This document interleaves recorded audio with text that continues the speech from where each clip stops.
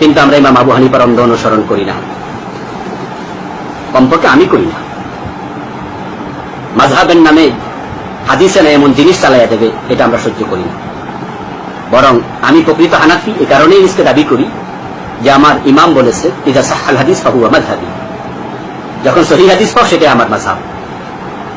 এই জন্য আমি যখন সহিহ হাদিস পাই তখন আমার উস্তাদও যদি আমারে বলে এই এটা তো হানাফি মাযহাবে নাই, তুমি আমল করো, তখন আমি বিনয়ের সাথে বলি হানাফি মাযহাবের নাম ইসলাম না, ইসলাম আরো বড়, মাযহাব অনেক পরে আসছে।